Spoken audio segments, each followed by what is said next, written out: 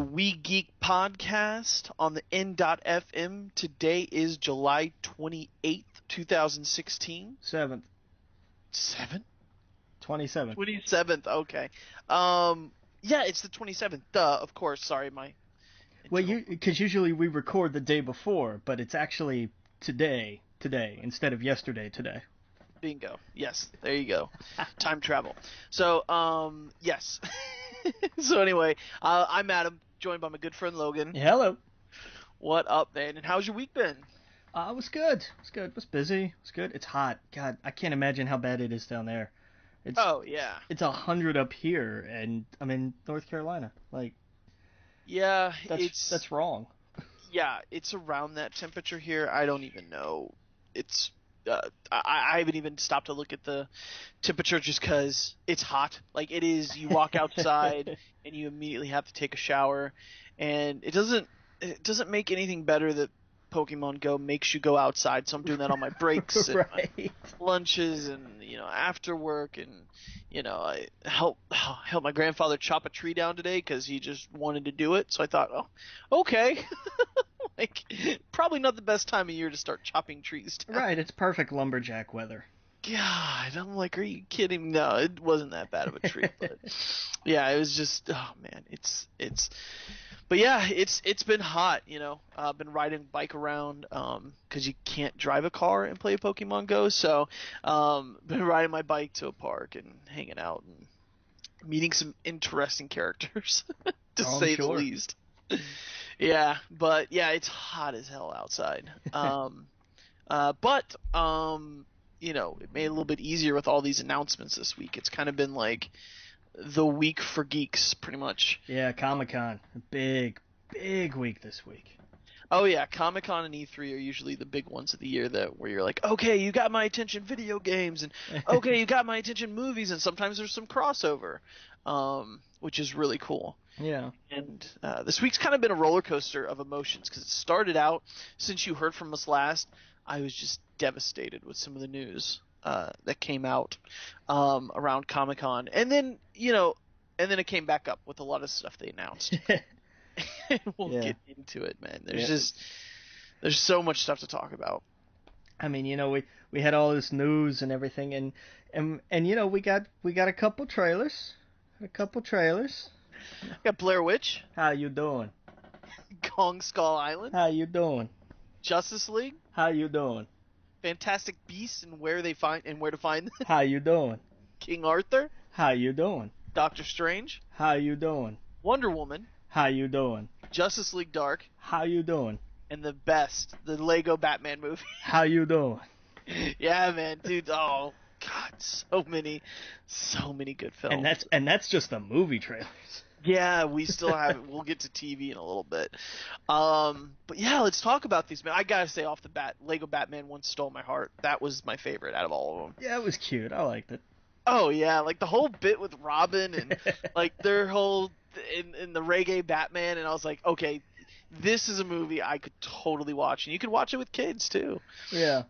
Yep. So that was like, wow, this might be the best Batman movie. Well, it's ever. Definitely when you look at it and you go, oh yeah, that's right, Will Arnett is Batman. Yeah, and it's fantastic. I don't think I've ever enjoyed Will Arnett more than when he does Batman. Arrested Development I absolutely adore. You don't like Arrested Development, right? I never really watched it, and when I did was a long time ago. So that's definitely one that's on the list of like, it's been a while, I'm older, I'll give it another shot at some point. That's honestly his best performance is in Arrested Development because he plays himself. And it's done so well. He does the same thing he does in all the movies. He does like Teenage Mutant Ninja Turtles or whatever, but he goes so over the board in Arrested Development, and he plays the idiot that thinks he's funny, but he's really not, and that's what's comical about him. Where in other movies, it's like he's supposed to be the comedic, the comedian, but I don't know. It's hard to explain. He thinks he's funny. He thinks he's the best. And it's so cringe, and that's the point with him in Arrested Development. So, like, when he does Batman, I don't know, it's just really funny. It's just hilarious. But yeah, man, I absolutely love that trailer. What are some other ones here that you liked? I like the Justice League Dark bit. I mean, I know it was more like it and Suicide Squad were more like sizzle reel kind of things instead of trailers. But well, I gotta admit, that's the one trailer I didn't see. Now I know they announced that it's going to be an animated movie, not a live action movie. yeah.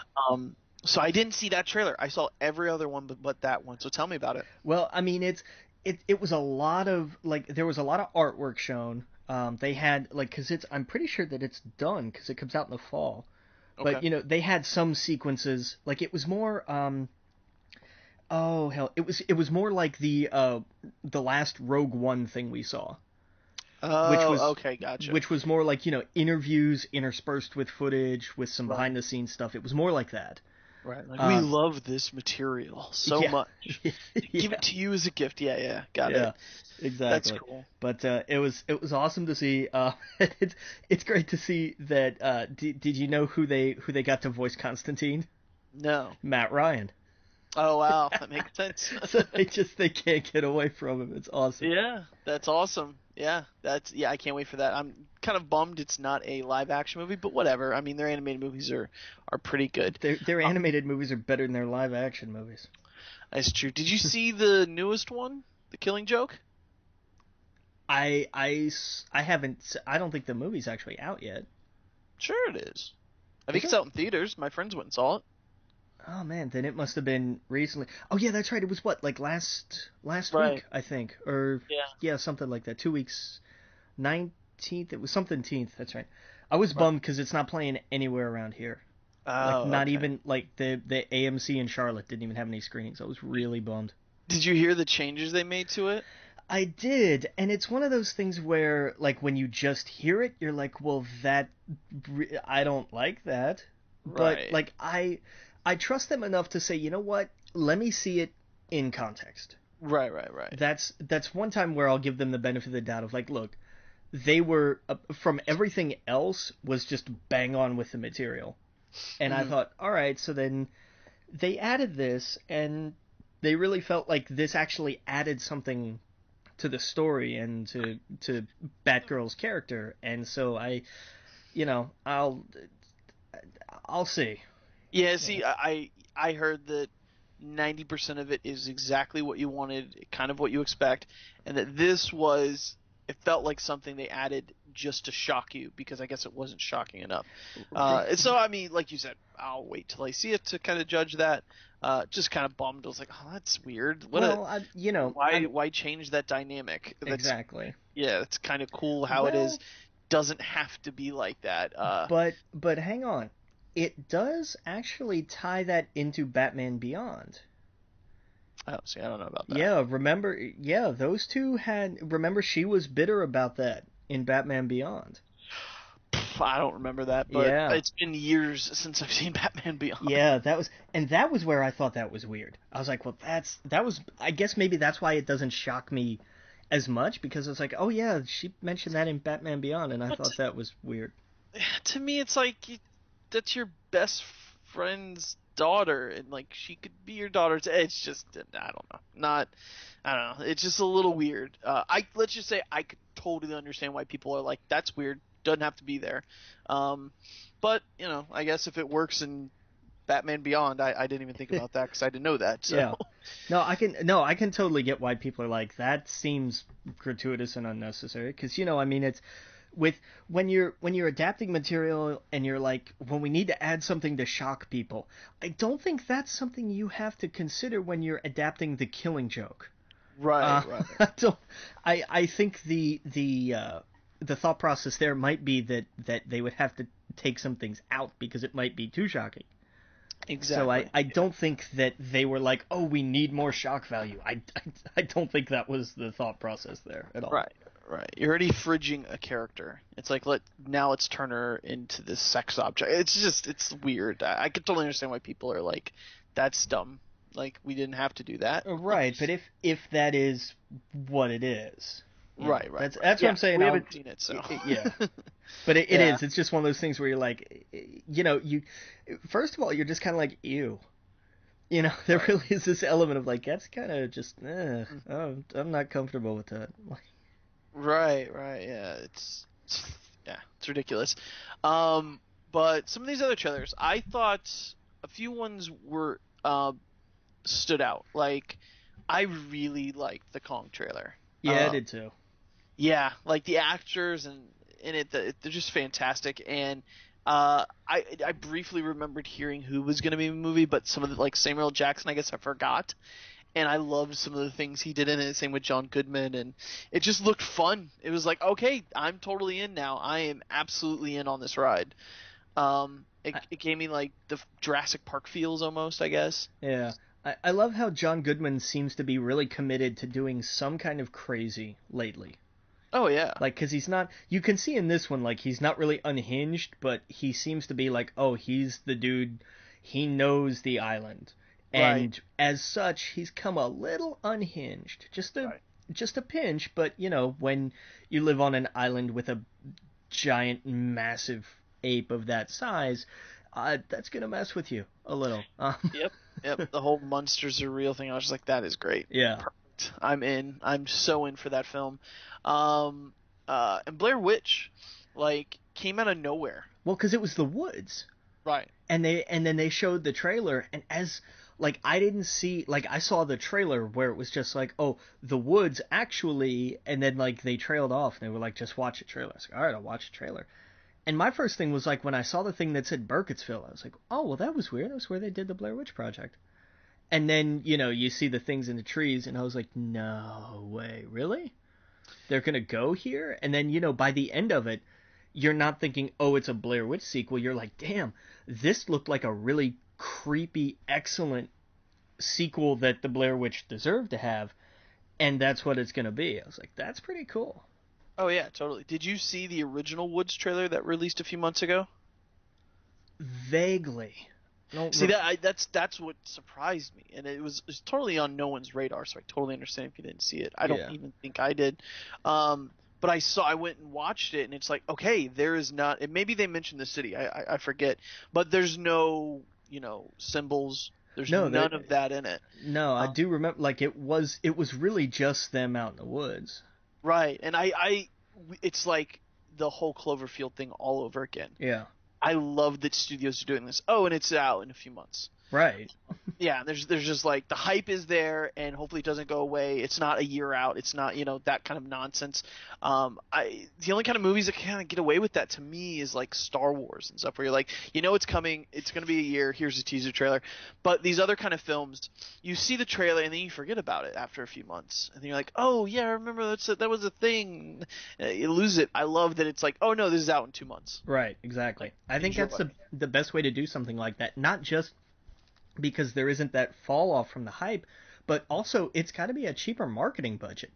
Oh yeah, totally. I mean, that's got to be a big plus from a business standpoint. Just like, hey, you know, we're not going to spend quite so much money on it, and that's great because it's not going to make, you know, truckloads of money, and so why spend the excess marketing on it? I mean, it's something that makes sense all the way around, and I don't know why it's taken this long for studios to be doing it. Right. Exactly. Yeah, man. It looked super cool. What other ones? There was the Justice League trailer and the Wonder Woman trailer. What did you think of those? I love the Justice League trailer. I hated the Wonder Woman trailer. Why did you hate the Wonder Woman trailer? Because it looked exactly like another Zack Snyder movie, even though he supposedly has nothing to do with it. It looked the same as Batman vs Superman to me, and I couldn't get past that.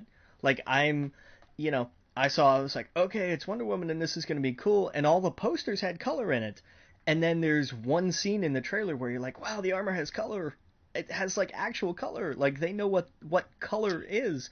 And then the rest of it is just, oh, hey, you know, remember the motion effects and all the stuff. I was like, oh, God, no, it's going to be this all over again. Well, I guess it didn't surprise me because we've been seeing this for months. The trailer thing they showed before where it was like them running through the woods, everything was dark, everything was bleak. It was very World War I stuff. Yeah. I guess I already knew that, like, so it didn't surprise me. It did get me excited, but at the same time, so did Man of Steel. That trailer got me so excited, but you're absolutely right. It is the same bland painted with one brush. Exactly, and that's something else. Man of Steel was like, oh, hey, his cape is actually red. Like, this looks cool. And you look back on it now, and you can clearly see where this is all going. Right, Like right. I think without knowing it, that was the same reaction I was having. Was like, oh my god, I've seen this all before. Yep, and Wonder Woman, to be fair, was already done shot, and everything else way before, maybe not way before, but before Batman vs Superman came out. Right. It was done. I know So that and understand that, but I think that's I'm hoping that this is like, oh, this is the last remnant of this right. way of thinking. Like before they decided to restructure everything. Yeah, Justice League is going to be the big one that we see a difference in, and I think we saw a little bit of it in the trailer. Like, Yeah, where Batman explained himself like 4 different times because that was what we needed. well, I liked it. I liked it. We saw him on his journey to get these people, and there was some humor in there. Like, it obviously was the same thing that people were showed, a few weeks back when they went to Yeah. London, and the whole stuff with the Flash. It was great. It worked completely. So more of that, more fun. I still don't like the Flash suit. I think it looks funny. Looks like an Iron Man outfit. Yeah. I'm I'm torn on Aquaman. I'm just not big on the whole like he I'm sorry. He seems like the joke was that he looks like it, but now it even seems like he has the same kind of appeal as Roman Reigns. Yep, I knew exactly where you're going I with mean, it. He that's is Roman Reigns. yeah. They're getting Roman Reigns who can talk to fish. I like the joke about so you talk to fish. Like that was cute. But there was no like a really great trailer would have had like a quick flash of like, oh, how about remember like in the new 52 Justice League when they reintroduced him with the giant shark coming out and eating parademons. yeah, Like no, that would have been great, and maybe that will be in the real trailer that comes out because this yeah. was just a tease. This was just a, hey, we're working on Yeah. this. But I mean that's this thing you add at the end of that. You have that joke pay off.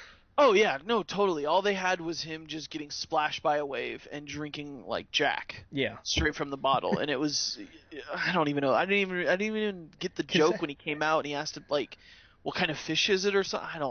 yeah, like I don't. you see where I'm going with this. Like I'm not Yeah. there are too many remnants of I think Zack Snyder should just be out. No, Period. yeah, no, totally. Yeah, But they're not gonna. It's got to be such an awkward relationship between the WB and him. Because I with the mean overwhelming, this is exactly the WWE and Roman Reigns yeah, situation. yeah, actually it really is. They're like, "Here's our golden boy, love him." And we're like, "No, please God, get rid of him." And we're like, Right. but he does no, he doesn't. Go But away." he fits the image. Yeah, but the image sucks. Right, exactly. Oh god, That's yeah. what you want. Yeah, yeah. Ugh. His movies kind of feel like if the bully in school was like, that's not how it should be. Let me tell you how comic book movies would be cool, you nerds. Like that's how Exactly. it feels when he does it. Yeah, it's just yeah. So I don't know. Justice League trailer did look better, way better. But I always take it with a grain of salt just because how burned I was with Man of Steel. Yeah. Yeah, and Batman vs Superman didn't do anything. No.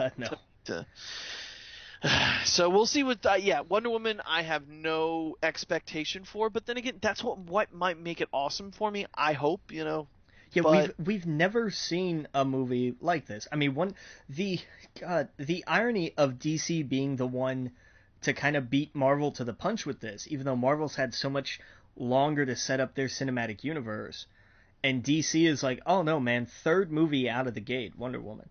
mhm, Like you can't not do that. And right, so, you know, it's either going to be really impressive. I'm glad we're getting it. I'm very happy that they're stepping up and saying, you know what, we can do this. But mhm, at the same time, I'm like, she was one of the best parts of Batman vs Superman, but it looks like it's just this problem of like everything around the performance is awful. The performance is great and could be even better if it wasn't hamstrung by a dozen different factors. And right, I my expectations are not high for Wonder Woman, and this is a movie I want to go in here and be dead wrong. I want to come out of this going, damn, that was a really awesome movie, and it was a really great Wonder Woman movie. mhm. But I'm not. again, this was still part of the pre-catastrophic Right. Batman vs Superman fallout shakeup. Like I still think, and you can't go back and fix it. Like at that point, you would have to shoot the entire movie over. Yeah, again. everything's been filmed. I mean, that's not even something you can fix with reshoots. Like it's just too much. Right. So, right. I mean, I go into it with that bit of knowledge, which I don't know. We'll see. I hope it's look. We say it all the time. We hope it's good, but not raising the bar too high there. Right, exactly. What other trailers did we get? The Fantastic Beasts and Where to Find Them. Yeah, that looked okay. Like that's. I guess I didn't see that one. No. Mm-mm. It was all right. Like it wasn't. I'm not excited about this. Like in a whole big, oh my god, we're doing more with the Harry Potter universe way. But like I don't know. Like it looks fine. Again, it's the same thing. It's the same. It's damn it, WB. Because it's the same of like it all kind of looks really dreary, and I'm just I hate that. I can't stand it because I'm like, this is magic, for God's sake. There should be some kind of pop to this. There should be something, but I'm just not. I'm not seeing it. Like are they out of ink? Like what is going on? Somebody go to Office Depot and get these guys some new cartridges. Right. I'm just I don't know. I don't know. Yeah. Now I gotta go back and watch that one. What about King Arthur? Oh man, that hurt. That hurt to watch. Did you watch it?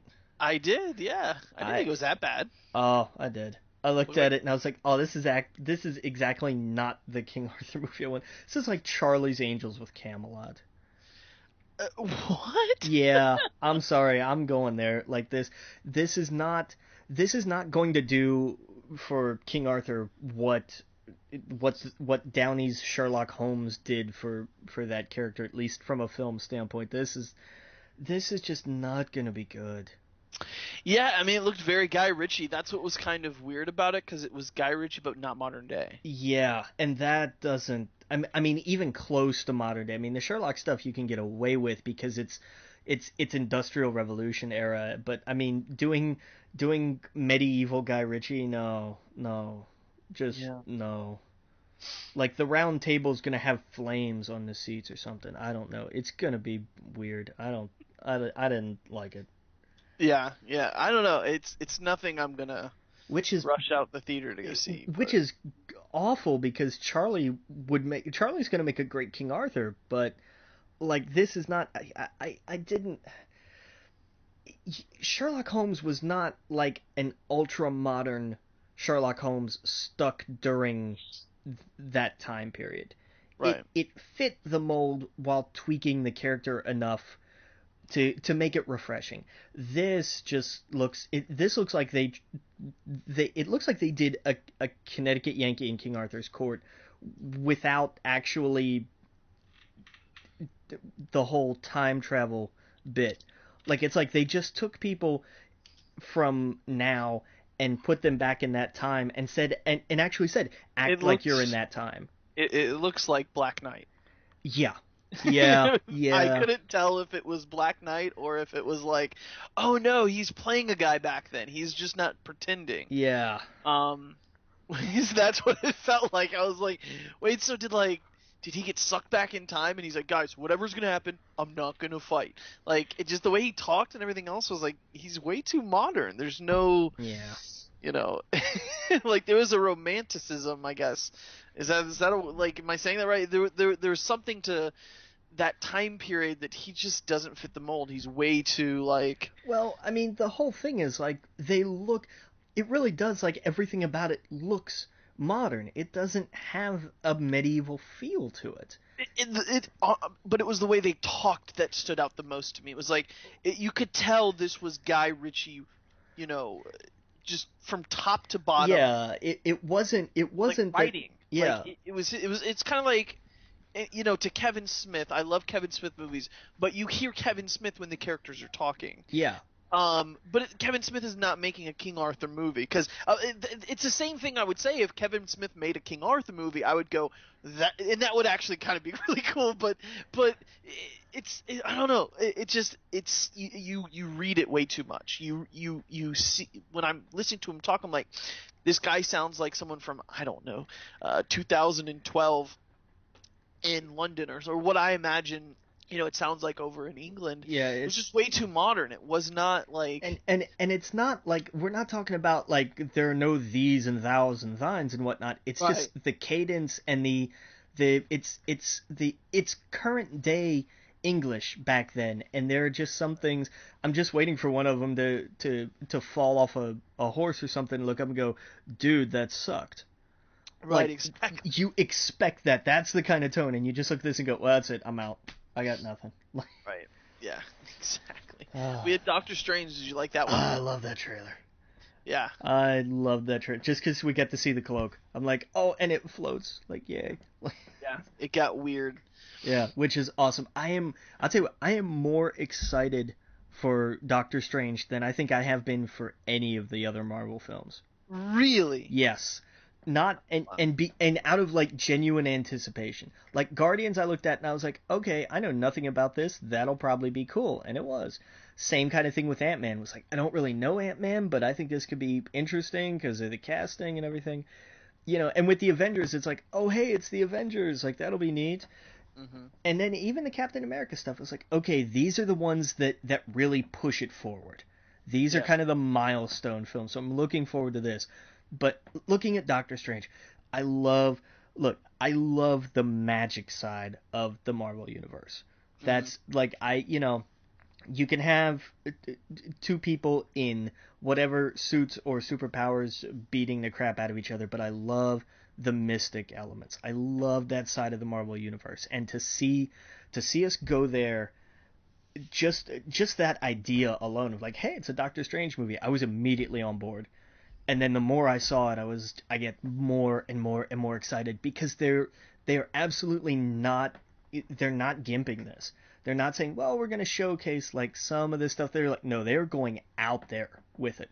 And I love it. I love that they're saying, look, if there's ever a movie that's going to take chances and take risks, it's this movie where we're going to show reality bend. Mm-hmm. Like I am in. I am incredibly excited for this. Mm-hmm. Yeah, and see, that's how I felt about Guardians. That's why I was like, if this is done right, this could be Marvel's big space opera, or like this could be, something special, or it could have been horribly wrong. Yeah. And I'm glad that was one of the times, very rare, that I was like, oh, awesome, they nailed it, just like better than I expected. And I hope they do the same thing with Doctor Strange. Like, it is there, like the Guardians was a chance to go into space and show that side of the Marvel universe. This is their chance to show the magic side, and those are the kind of you have the normal Marvel universe street level, you have your space, and you have your magic. Yeah. Everything else falls in between. Like the X-Men are all over the place there, the Inhumans all over the place there. They all share all that universe, but the magic side's the one side we just really haven't touched. The only thing that got kind of close to it was Thor, a little bit. Yeah, kind of. Kinda, yeah. So but yeah. Well, gonna take a quick break. Again, you're listening to We Geek Podcast on the N.FM. We'll see you guys all in a minute. Welcome back to We Geek Podcast on the N.FM, and let's get into some movie news. One big disappointing thing over the weekend or week, whatnot, was, now we've been talking about hashtag Landis Pokemon for a while now. It almost seemed like a done deal. And we talked about it on the show where, like, he's been on his Snapchat, he's been on Twitter saying, like, this is it. This is going to make or break the last 2 years. I better not get fucked with this, blah, blah, blah. He's been playing, like, Pokemon music on Snapchat, just literally staring at the camera playing, like, that ghost town in the original. Lavender Town, yeah. Lavender Town, yeah. Just so many hints. And so sad. Last Wednesday it was announced that Detective Pikachu, basically, and I want to be very clear because this is what Max Landis said in an interview. Legendary Pictures or I'm sorry, the Pokemon Company was only willing to give the rights to one Pokemon character for a live action movie, and that was Detective Pikachu. One of the reasons, I guess, why they went with that, Legendary Picture got the rights, according to Max Landis, from what he said in an interview at Comic-Con, was that they were only interested in selling the rights of one character, and that was Detective Pikachu, to do a live action film. I guess, and so basically, Legendary Pictures got it. They're going to do a live action of Detective Pikachu. Makes no fucking sense. It's a game that didn't even come out in the United States. It's about a Detective Pikachu with a human-like voice solving crimes. Because that's what I guess they think people want out of a live-action Pokemon movie. Dude, I already know how you feel about this. It's the stupidest shit. I'm sorry, but that's how I feel. I know you feel the same way, right? Yeah. Yeah, and I guess what was even worse was just hearing Max kind of, he was kind of tricked into saying a little bit of a pitch. And it went along the lines of, I guess him and, I forget the producer, went up 3 different ranks to like the final thing where he said he had to pitch it 3 times, and it was his best pitch he's ever done. And they were ready to do it until I guess Legendary dropped more money on the table, and they were more comfortable with just giving the rights of one Pokemon. So that's the thing. When you see Detective Pikachu, it's not going to be Squirtle and Charmander. It's going to be a live action movie with one Pokemon character in it, which makes it even worse. So his pitch, he said he was doing it was, I believe, with Netflix. It was going to be a movie, possible TV show, but movie is what pretty much it was all saying. And he was saying his idea was for a character. His name was Red. No, was it Blue? I forget. Obviously, you get why he'd be called Red or Blue. There was a girl that lived in town that he was into. His mom was a Pokemon trainer when she was younger, really, really good at it. Immediately stopped what she was doing. Or she was a trainer back in the day.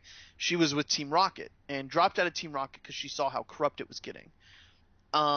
He didn't say much, but he said like the kid, his father was always away in the city, and he was in his backyard and caught a graveler out on an adventure, and then he was just saying it's a simple, smaller movie about a boy and his Pokemon, and about this girl in town that he really liked, and his rival, and he didn't give any other hints, but it all, to me at least, it all kind of hinted at like this was kind of the story of James. His mom was in Team Rocket, and I'm just assuming, I guess. But the way he pitched it was, and it was again like a 5-minute, and he stopped himself and he goes, "No, you're not going to get me. I'm not going to pitch it to you." He goes, "One day I'll tell this story," but he was just like, it was just about a boy and his Pokemon, and they were like, what kind of Pokemon was going to be in the film, and he was like, it was going to be his Graveler was going to be his main one, and he runs into a coughing in the woods, and he gets the coughing, and so like there's these things in it, and it's, I mean, you know probably a lot more about Pokemon, the animated show, than I do. Was coughing ever one of his Pokemon? Yeah, it was his main one. Okay, so to me there was hints of that, like this was the story of James, and he's been hinting about James, and in the videos and whatever I see about James, he even liked one of my tweets where I tweeted a picture of James. I saw that. Yeah, and it's a shame because when all of this hype right now with Pokemon Go, it is the perfect time for somebody to put their dick on the table and go, well, Star Wars is doing it, even Transformers, like all these franchises that we loved as kids are being made into movies, some better than others, obviously. Why not Pokemon? It's the perfect time. It really is. And for so many years, Nintendo refuse to do a live action movie about any of their properties. Now I know Pokemon's not exactly fully Nintendo, but it's probably the closest they've come to making a live action movie. And we're gonna get a Detective Pikachu. And he talks about it. He was like, it's kind of what I said earlier. He was like, that's what the people wanted. They want, because that's what you think of Pokemon for 20 years. When you're playing your Game Boy at 8 years old, and you're involved in this world with all of these creatures and all of these lands and all of this adventure, you think 20 years later, oh man, when I think of Pokemon, I think of a Pikachu solving crimes. Like, who wants this? Who in the world, who wants this? Who is this for? It's not even in the United States. It's not even a thing with kids. It makes no sense. I'm sorry, I'm ranting here, but my thing is burn Legendary to the ground and start over. No, because I mean, there's really nothing to add. It's like, who, really, really, and look, I don't know, and we blame Legendary because they bought the rights, but if that's all they were selling, and from a business standpoint, you look up and you say, look, this is huge right now. This is the only piece of the pie they're going to give us. Then you take it, and I understand that. But it doesn't make any sense that would be all that Netflix was offered. Right, Netflix was in the conversation. This Max Landis' script was in the conversation. He said he went through 3 different times he had to pitch the movie, and it was do or die. So what that tells me is that they were willing to pull the trigger, but I guess it was just a better offer to only give the rights to one Detective Pikachu character to make a live action. It's just so bad. I don't know a single person that thinks that is a good idea or that's something they would want to see. I'll tell you, for one, I will not be seeing that in theater. I want nothing to do with that. You got to speak with your wallet. Yeah. I will not give one iota to that film because it's dumb and it's infuriating. It's as if Disney bought the rights to Star Wars and said, you know what we're gonna do? We're gonna make a movie about Chewbacca starting a I don't know. Not even a hair removal clinic. Right. Well, it's like no, like, here's all the stuff you love. We now have full control to do what you guys want, and we are going to do something fucking stupid. We're going to make Jar Jar Binks the adventure underwater. About his new snorkeling, job. Here's the plucky story of the underdog Ewok soccer team.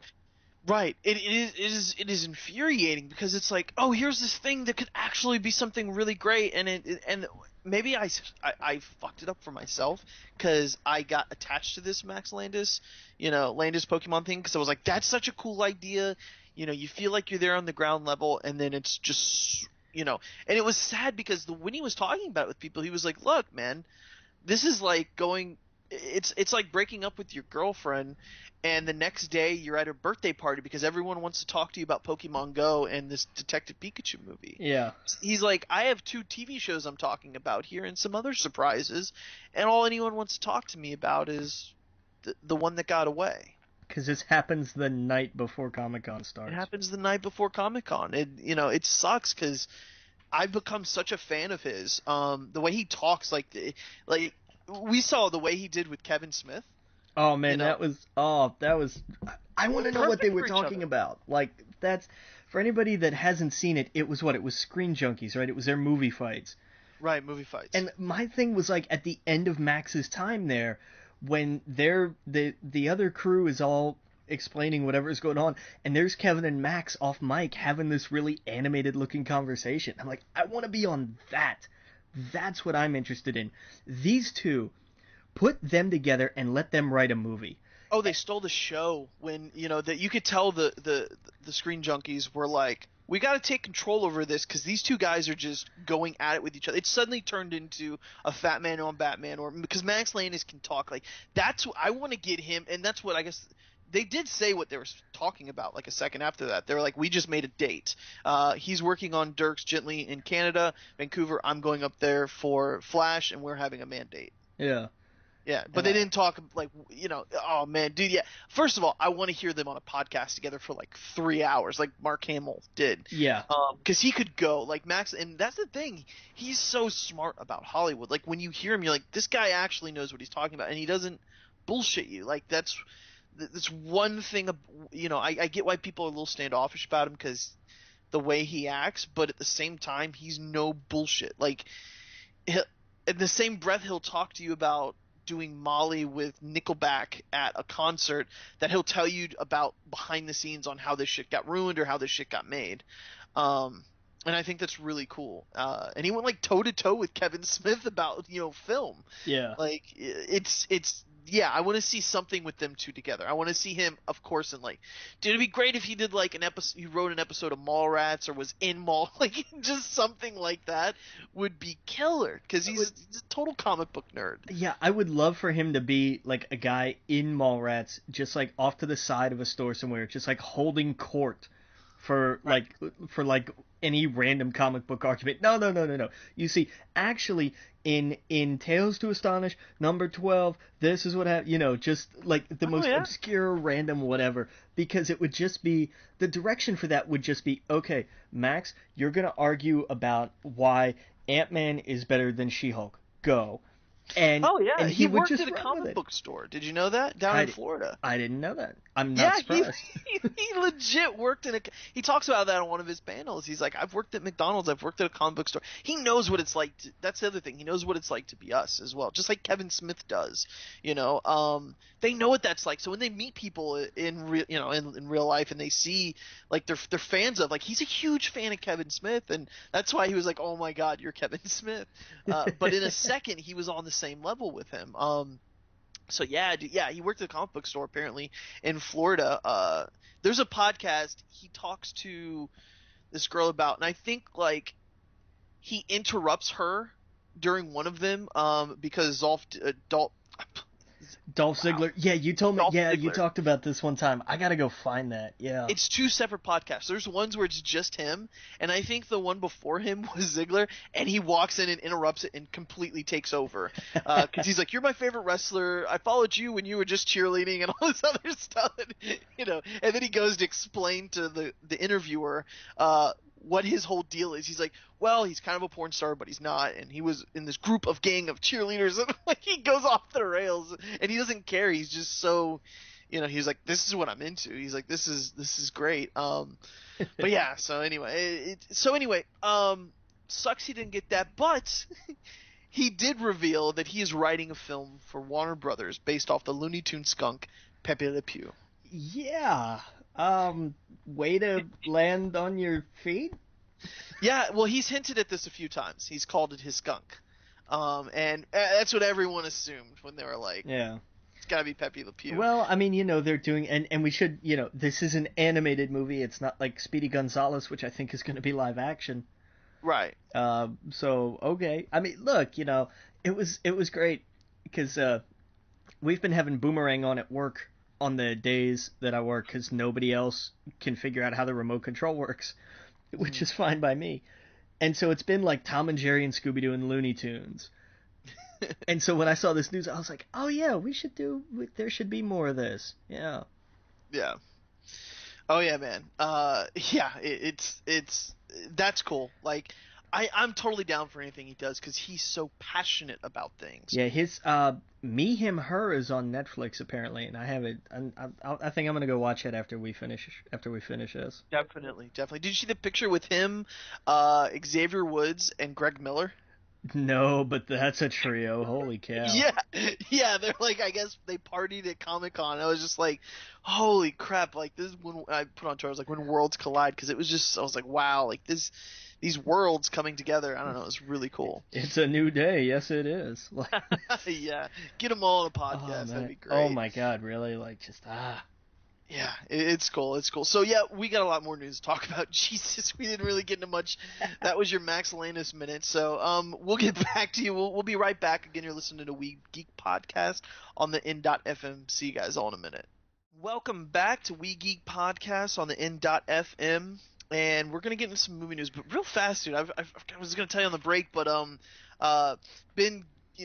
today we chopped down a tree and everything else, and I wanted something to put in my ears, and I was looking through podcasts for games, and we've been playing Pokemon Go forever, so I was like, I kind of want to hear about that. Looked up this podcast, and it's called it's super effective. And I guess it's like the #1 Pokemon podcast, and I've never really searched it out before because just, it's wasn't in this big of a mania as before. And the newest episode, Dan Reichert from Giant Bomb was on it. The one before that, Austin Creed. And I was like, oh, this is awesome. Oh yeah, so it was cool to listen to the Austin Creed one, and just I don't know. It was just it was really cool hearing his channel and all that other stuff, and him talking about all his favorite Pokemon's Butterfree because of the anime and stuff. And so it was really cool. And I don't know why I just brought that up, but it just I guess it was because that picture we were talking about before, where you see all these different people that you hear in all different areas, and they're together at Comic-Con. We got to do Comic-Con one year. Yeah, we got to do something one year at least. We got to hit one of the big ones. Yeah. Comic-Con or something, but yeah, when all these people get together, I'm just like, why am I sitting here? Oh, it'd be so cool to go there. Oh, because plane tickets are freaking expensive. That's why. Yeah, absolutely. Way too expensive, and it always happens at the worst times. It always happens just at the absolute worst times. But I don't know, I thought it was really cool, and it's just out of nowhere I looked up this random podcast, and here are these two people that I adore are on the last 2 episodes. So I was like, okay, I'm gonna keep this podcast in my rotation, subscribe to it.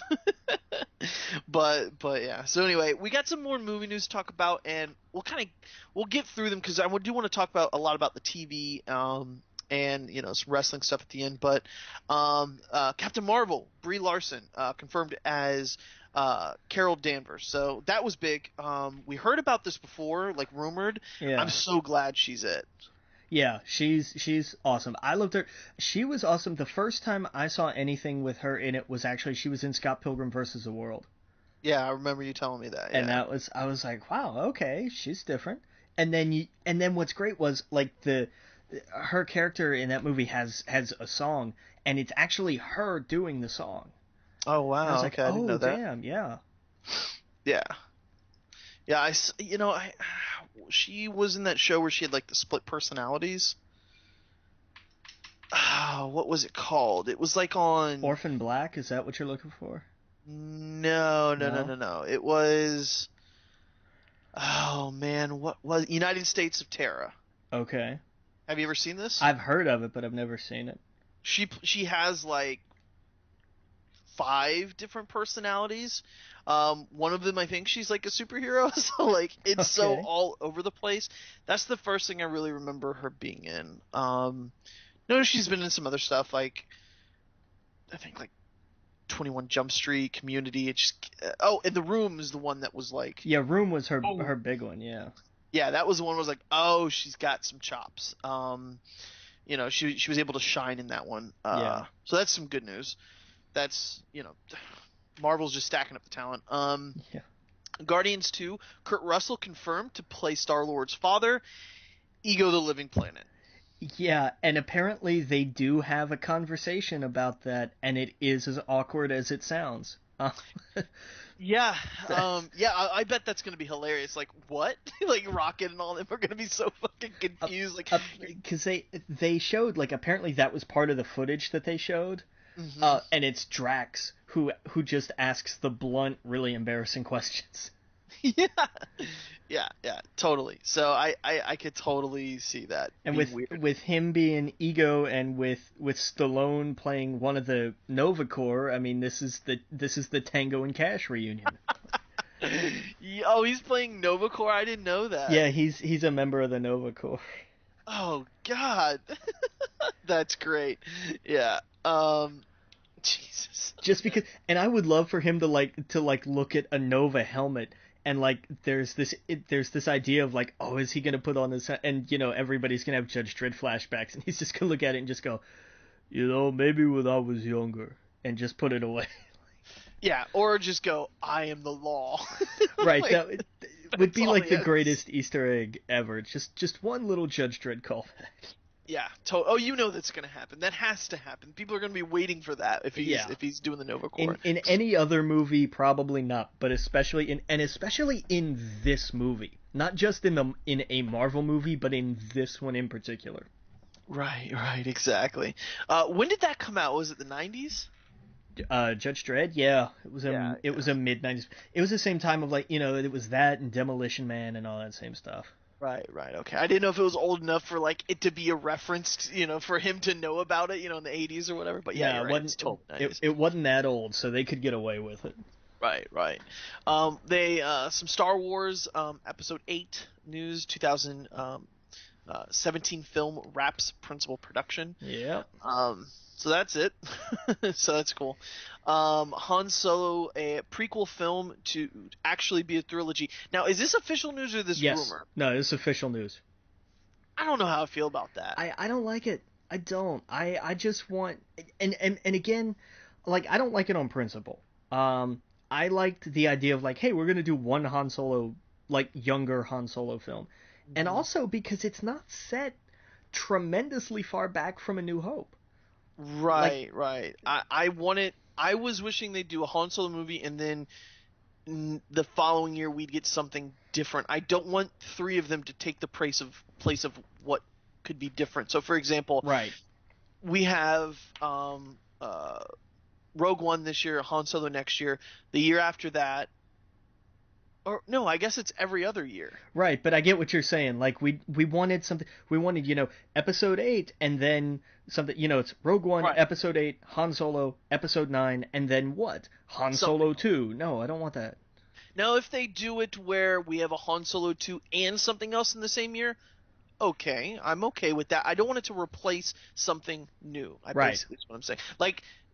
Oh man, people want an Obi-Wan Kenobi movie. I would love to see Ewan McGregor in Obi-Wan Kenobi movie. Yeah, a what happened in those lost years, absolutely. Yeah, it'd be perfect. Did you see the trailer for Trainspotting 2? I did not.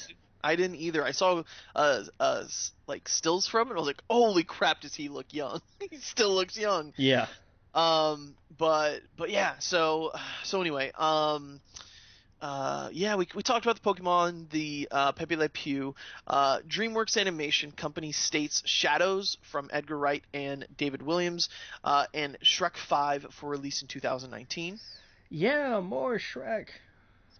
Right. Pacific Rim 2, Charlie Hunnam, was it Hunnam? Hunnam, I think. Hunnam, yeah. Not returning for the sequel due to scheduling and politics. Says he's still glad it's being made and looking forward to it. So yeah, it was just a kind of thing. Hey, another week more Pacific Rim 2 news. Who knew? We're back. But it was just kind of this thing of originally it was scheduling. It just didn't work, and then something shifted, but then something else changed, and so it didn't work out. There was probably some bad blood there where they were like, hey, we wanted you for this, then you backed out. Now we got our new star, so you can go fuck. That's probably what they were thinking. Or something, at least at some level, but when he talked about it, he was still he was excited about the idea. And they're moving, but they are getting it made. He's like, that looks really cool. Of course, yeah. I mean, that's the best political way for you to do that. Yeah, exactly. Yeah, is to stay cool. Especially when it's a film starring John Boyega. Yeah, exactly. This is the big new rising star. Don't throw shade. Exactly. Just don't. Kingsglaive. I was gonna say Killsgrave. Final Fantasy, what is it, 5 or 15? 15, yeah. Movie to release on October 4th with limited theater run on August 19th. Yeah, the big digital Blu-ray everything is is October 4th, but they're doing a limited engagement theater run on the 19th next month. Are you gonna see this? If it's playing anywhere. Oh yeah. That's the only bad thing about living here is nothing comes here. Not even to the AMC. I was so bummed the AMC in Charlotte wasn't doing The Killing Joke. That really made me sad. Yeah. I don't know. Not really. Yeah, I don't know. I've never really been that into Final Fantasy, so this could be the jumping on point, Greg. Yeah, exactly. This could be the one. Right. I'll see. I'll play the game, but the movie, none of the characters or anything look that interesting to me. It looks fun to play though. It's not really my thing, I guess. That's fair. Yeah. Well, we got a few more minutes. We'll jump into TV, but we got a lot of trailers. We'll kind of go over what we're going to talk about, I guess, when we get back from the break. Well, there was a lot. We can do some of the short news real quick. Oh, okay. Well, you go ahead. Take one. Well, like they confirmed they're going to do a season 3 of Daredevil. Yeah. Like that was a neat little teaser. Like I like that. That was. And let's see here. They got Did you see that Mystery Science Theater 3000 is going to be coming to Netflix? Which makes perfect sense. Oh yeah, that's because I mean that's where it's thrived. Like it was fine on YouTube when Shout would put out like 1 or 2 full episodes here or there, just because they came with annotations like explaining the jokes, because they were all like really obscure early 90s references that even people our age in the early 90s didn't get. Oh yeah. But you know, now with the new season that they're doing and everything, they're like, oh no, it's coming to Netflix, which is awesome. I love that. I think it's perfect. Yeah, man, Netflix is really, really taking over. Trying to think of the show that I saw a trailer for the other day. I don't know. It was mostly like African American cast in the 70s. And it had to do with like it's the new Baz Luhrmann thing they're doing. I forgot what it's called. There's like disco in it or something. Yes. It's Get something, isn't it? Yeah, I don't know. I don't know the name of it. Let's see, new Netflix show. Netflix Baz Luhrmann. It's Baz what? Luhrmann. You can't spell it. I can't spell it. Because it's like Luhr something. The Get Down. The Get Down. That's it. Yes. Which looked really cool. Well, we gotta take a quick break. We'll get back. We'll get into TV news. Again, you're listening to We Geek Podcast on the N.FM. See you guys in a minute. Welcome back to We Geek Podcast on the N.FM, and a lot of TV news to talk about. So we were talking about before we went to break that Netflix show, The Get Down. Looks really cool. I'll definitely be checking it out. I think it comes out next month. I think it's an August show. Yeah. So that's awesome. You know, it just seems like every month now something really cool is coming out. Yeah. Stranger Things was so great. But yeah. So let's see here. Well, shall we go down the trailers? Yeah, let's go down the trailers, man. Luke Cage, what'd you think? Awesome. Oh yeah. Awesome. Music, Wu-Tang. Uh-huh. Whew, that was so good.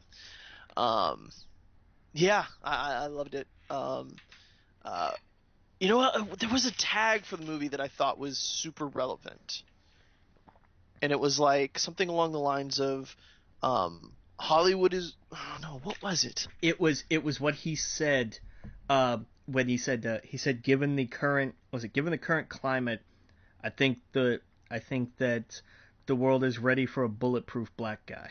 Right, and I was like, wow. That's powerful. Like that's a headline. Yeah. Exactly. I thought that was cool. Can't wait for it, man. It looks great. I don't know much about Luke Cage, only from like the Avengers run that I read. Yeah.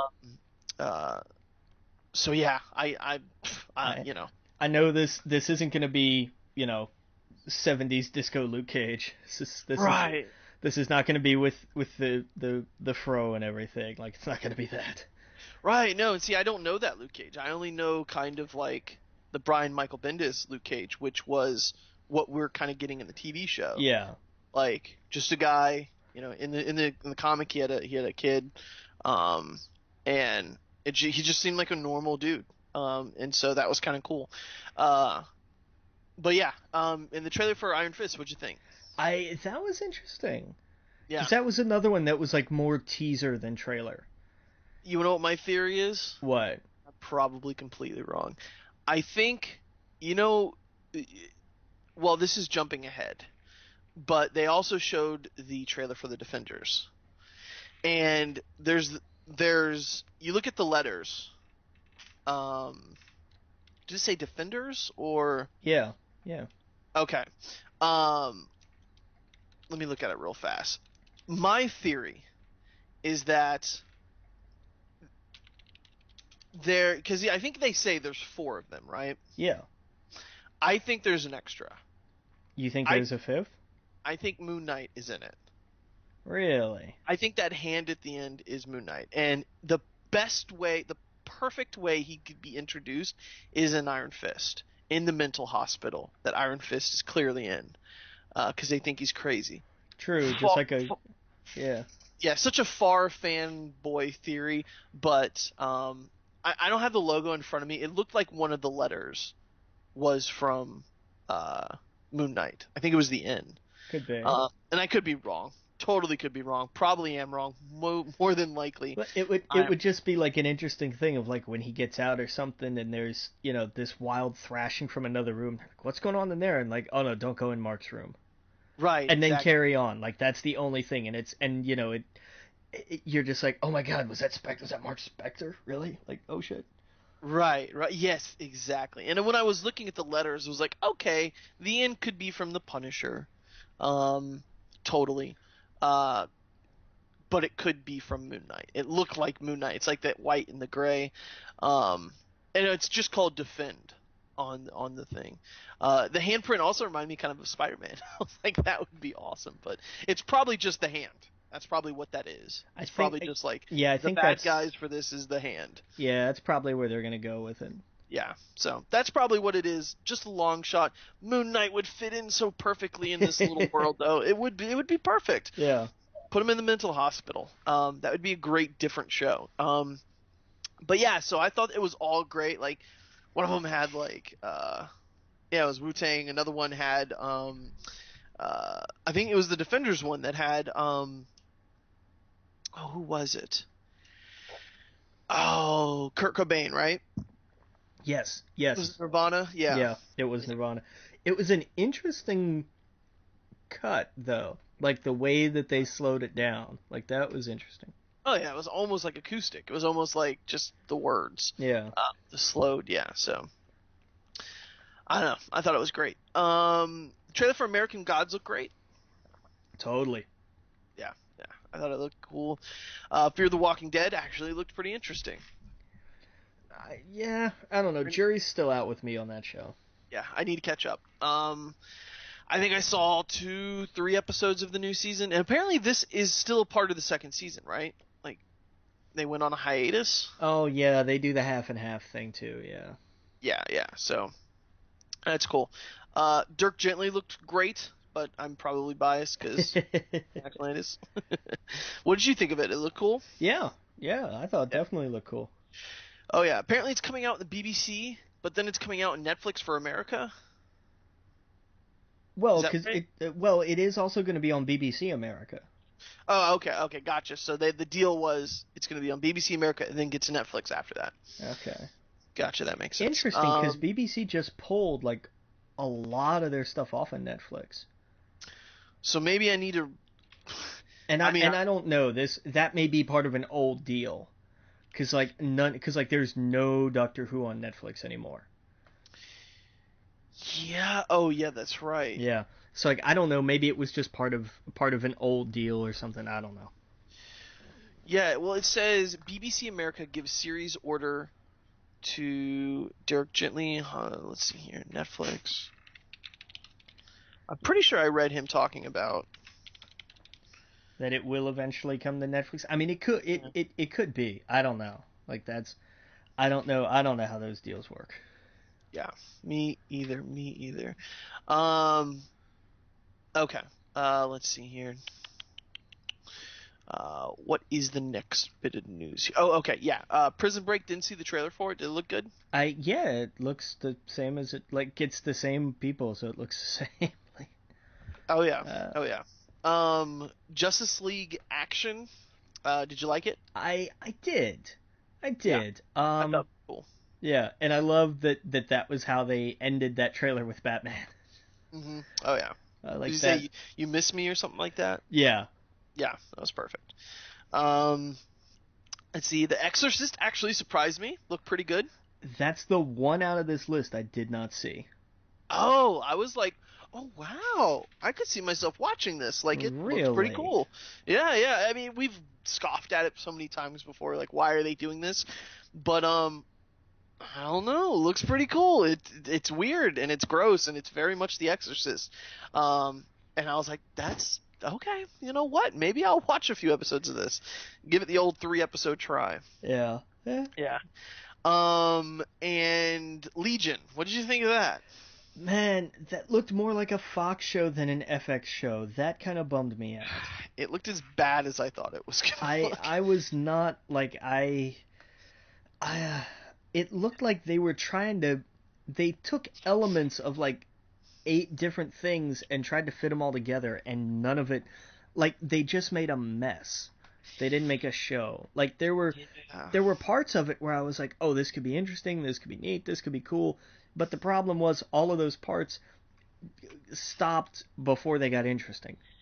Yeah, it's like they were afraid to say the M word, and it was just, I did not like it. The one part of it that I did like was kind of they sort of flipped the idea of like, oh, this guy, instead of David being like, oh, I have these powers, what do I do with them, and the overseeing figures being like, oh no, you just need to be medicated, blah blah blah. They flipped that, and he was like, no, I'm crazy, I'm going out of my mind, and they're like, oh, actually, we think he's probably the most powerful mutant ever. Yeah. Yeah. Oh, did they say mutant? Because they said yeah. No, they said mutant. Okay. Yeah. See, I thought they were afraid to say it. I was waiting for it. But... I'm pretty sure they said mutant. I think that was the line. He's one of the most powerful mutants we've ever seen.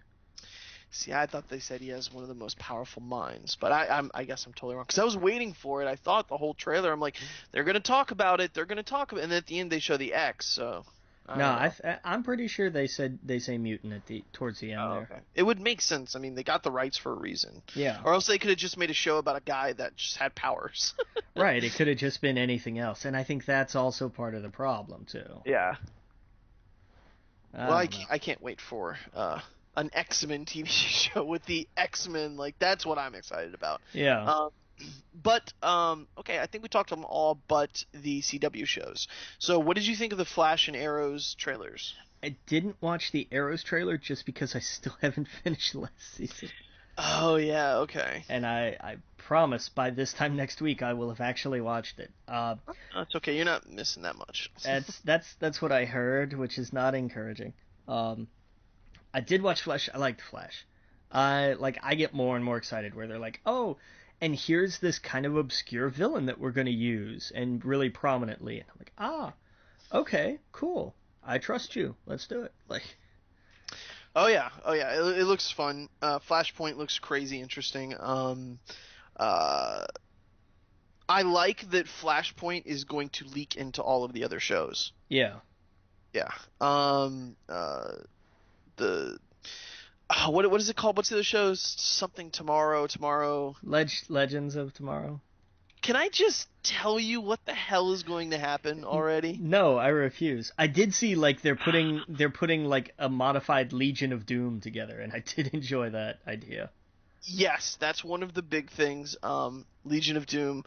But all I'll say is those are the bad guys. There's something on the good guys' side that they're putting together that looks awesome. And apparently this leaks into all of that. Yeah, we can't really talk about it because it also leaks into Arrow. What the Flash did jumbled every show up. And I love that. I love how they've built a universe on TV. They're like, no, these shows cross over. They're all connected. They exist in the same frame. And so when something like Flashpoint happens and screws up the entire universe, that it is going to have ripple effects. I love that. I think that's really good. Because they could have just done a cop-out. They could have just barely addressed it at all. And did you see who's in the Legion of Doom? Yeah, it's an interesting group to be sure. It doesn't make sense. Well, it does in the sense of, like, these are the villains that they've introduced on these shows. Well, one stands out that doesn't make sense to me, and that's Captain Cold. Really? Yes, because he is. Because he strikes me kind of as the Lex Luthor type of the. Oh no, you have to see Legends of Tomorrow. They make him the reluctant hero to the point where he's like no, fuck you to the partner or whatever his name is. Like he has such an arc on that show, and I don't want to ruin kind of how his arc ends and where he goes and what he does. But he goes full hero towards part of it. And it doesn't seem like it makes sense that he would, try and I don't know. He grows so much from just wanting to get the next, heist, and he's not that character at all anymore at the end. Interesting. He's like, holy shit, this is so much bigger than all of us. What's going on in a heist? Like he even jokes about God, how dumb was I to think we could just do bank robberies and be okay with that kind of life, and look what we're doing now. Like it started out as, let's rob time, see what we could get, to holy shit, that's kind of the thing of Legends of Tomorrow. They're all nobodies. And when they realize that, and it's like, why not let's make something of ourselves. Let's show the universe, the time and everything else that we are someone important, that we can be heroes, as cliche as that sounds.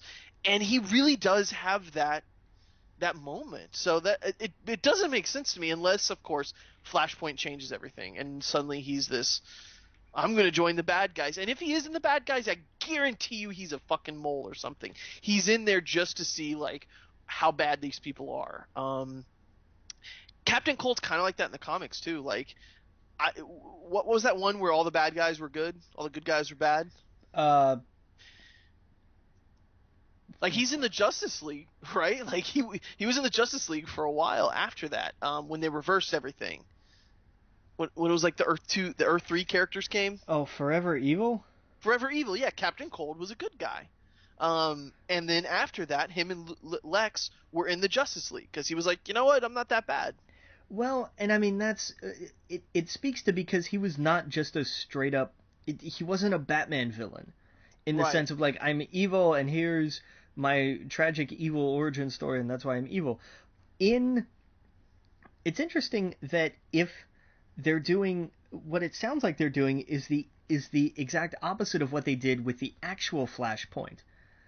Because remember, they did the whole Citizen Cold spin-off book from Flashpoint, where he was the hero.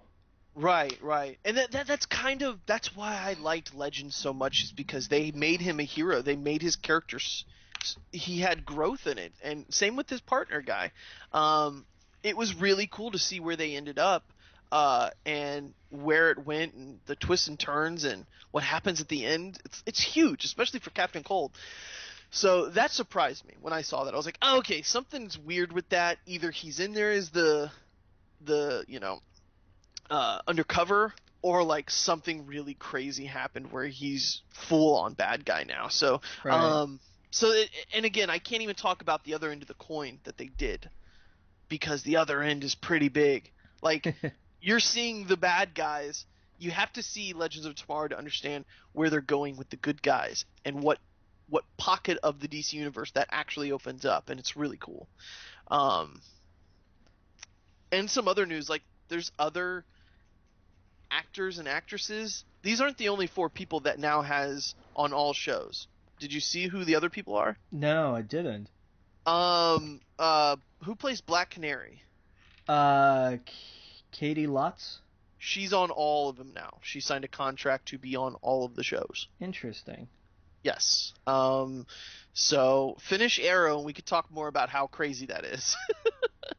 But yeah. So we gotta get into more TV news. I'm sorry I rambled on about all of that. Agents of S.H.I.E.L.D. Gabrielle Luna cast as Robbie Reyes' version of Ghost Rider in season 4. Yeah, they hinted at this, and I love how when they showed the bus wrapped in the flaming chains, everybody laughed. They were like, oh, that's cute. They want us to think we're doing Ghost Rider.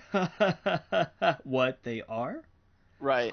That, everybody was like, no, they're actually doing it. And I'm wondering why they did Robbie Reyes. I don't know anything about him. Because that's exactly why. Because everybody is going to hear about the Nick. They're going to try to make the connection with the old Ghost Rider, and instead of trying to explain that away, they were just like, look, let's just grab the new guy. Well, I think, yes, it's part of that, but I also think this might be a red herring for, there might be plans for Johnny Blaze. There could be. They might have plans to either include him in one of the movies, one of the Netflix shows. This is a way that they can have their cake and eat it too. Like, right, okay, they have their own Ghost Rider. And a car makes more sense on that kind of show than a motorcycle where you have to completely CGI everything. Exactly. I think this is a test balloon. If he does well on Agents of S.H.I.E.L.D., then at some point we're going to get Johnny Blaze in a Netflix series. Yeah, definitely. And it's all connected too, so you never say never. Now, we've been told Netflix and ABC are doing their own things. There's not that much crossover, but we don't know. Well, and especially with Ghost Rider, like, they keep hinting about how this is where, like, this is the next great bridge between Doctor Strange and Agents of S.H.I.E.L.D. now. What do you mean? That now we're going to start getting the supernatural elements, and it's going to be some kind of connection. Oh, that makes a lot of sense. I could see that. So yeah, I mean, it is that side of the universe. It makes me wonder if what happens in Doctor Strange is going to cause the transformation to Ghost Rider. Mm-hmm. Like, are we going to get Robbie Reyes in some episodes during the first half of the season? And then, Doctor Strange, is Doctor Strange going to be the next Winter Soldier in terms of Agents of S.H.I.E.L.D.? Oh, that would be cool. Now, I did see in one of the panels, they talked about, I guess Clark Gregg has talked about a crossover with Netflix. He was speaking at the Nerd HQ panel, which was the one Max Landis was at, by the way. Not the same panel, but Nerd HQ was hosting it. And he said, because it was one of my favorite comics as a teen, I would have said Daniel Rand, as if who he'd want to do a crossover with, Iron Fist. He said, but then suddenly there's a gigantic invisible force barrier called corporate stuff. Unless, who knows, maybe we will develop a weapon that will break through that and get me over to Netflix for a minute. But it would be a barrier that would come down. Then God knows I'd want to talk to Luke Cage. He later offers a glimmer of hope with the show, blah, blah, blah, blah, blah. At some point, I think it will start to cross more. Now that we're at 10 o'clock, we're heading to a darker direction. They're at 10 o'clock now? Apparently. Which means it will fit a little bit better with the other properties. So there's going to be lots of crossovers. This year with Netflix. I guess he was joking there at the end. But yeah, I mean, I didn't know it was at 10 o'clock. Okay, so they can actually get really dark now if they want to. Yeah, they're out of that edge hour where they can probably cuss some stuff too if they wanted to. But it's still ABC, let's be fair. It's still ABC, true, but this makes a little bit more sense where you could do Ghost Rider. Yeah, because Ghost Rider is not a real family-friendly character. No, not at all. But to be fair, Agents of S.H.I.E.L.D. kill people in pretty violent ways too. Yeah, I mean the end of season 1, case in point, like, that was not pretty. Yeah, exactly. That was really not pretty. That's one show I gotta catch up on. Yeah, I haven't seen the back half of season 3, but it is on Netflix. It is up to date on Netflix. Oh, okay, cool. I need to do that then, for sure. Did you see I thought that was cool. Yeah, did you see the picture of Clark Gregg climbing on the Captain America statue? Yeah, that was awesome, man. That was so funny. That was cool. Oh yeah. Yeah. So there you go. That's cool. We got Supergirl news. Chris Wood cast as surprise DC Comics character in season 2. Yeah, that was all the announcement was. They were like, he's a surprise DC Comics character. And I'm like, okay, thanks for narrowing that down. Yeah, I wonder who he's playing. Aquaman. I don't know. Aquaman, Superboy. Yeah, right. That'd be something. He'll punch a hole in the. Man, I just can't wait for Supergirl and Flash to crossover more with Legends of Tomorrow. Like, that big crossover is going to be fantastic. It's coming in December. In December. Big 4-show. Like, it's going to be a week event, and it's just going to be awesome. And now we got Superman too, so like this is going to look crazy. Like this is going to look. All they need, honestly, the only part of the universe CW is missing is Batman. Yeah, they've got Arrow for that. Right. And I don't have the news in front of me, so I don't want to talk about it. But apparently CW has tried to do Batman stuff. Apparently rumor is Batgirl might be in the CW show. Oracle. Well, yeah, well, because remember they teased that with Felicity. Yes. So I guess it's not a done deal yet, so they're just teasing it, I guess. I don't have the article up in front of me, but apparently it's almost ready to be done where they can do Batman stuff on CW. That's the only part that's missing because obviously Fox owns the rights to Batman on television. Right. They just have to, say, okay, you can do that. We'll do our thing, you do your thing. But who knows? Speaking of which, did you see the Gotham news? Yeah, Jim Gordon may not be Jim Gordon. Yeah. What is that supposed to mean? Unless they dug up like some old, what was the thing's name? Mystery Man. But I mean, yeah. Apparently his character is supposed to evolve into something else. I mean, to be fair, didn't Barbara do the same thing? Her character completely took a left turn. Right, but I mean, maybe he's Batman. Maybe in this universe he is Batman. Look, at this point, I'm up for anything. Cause what if Bruce gets killed and he's Batman? Hey, that means we don't have to deal with all that Bruce Wayne crap anymore. I'll actually start watching the show again.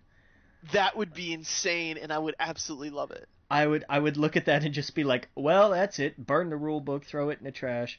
They did it with the Joker. That was, to be fair, say what you want about Gotham. They had one of the coolest Joker arcs that I've seen. Such a different way to tell, like, is he the Joker? Obviously he's the Joker. This fucking kid's crazy. He's the Joker, and he's killed. Yeah. And then the idea of the Joker now becomes this thing where everyone's, and then the Joker's going to come out of that. I was like, That's such a cool fucking twisted way to do it. I don't know. They're reinventing Poison Ivy. Like, they've recast her and everything. So this next season's getting weird. Like, just the casting news. And I love that little hint. That little hint doesn't say anything, but at the same time, it makes you question. Like, what could he turn into if not, so I thought that was cool. Man-Bat. Like, yeah, exactly. That would be such a twist. But let's see here. What else do we got? Inner World, Neil Gaiman novel being adapted to TV series by Universal. Yeah, Neil's just rolling right along here with all this stuff. Yeah, he's like, let's just make everything a TV show.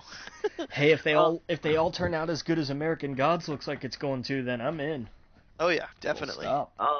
Black Magic, Greg Rucka, and what is it?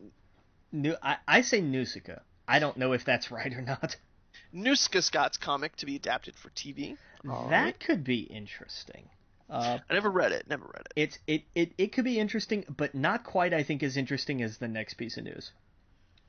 Yeah, go ahead and take it. Yeah, the Russo brothers, yes, those Russo brothers, are adapting Deadly Class for TV. What? Yeah. That's crazy. That's going to be awesome. Like, that I'm looking forward to. What?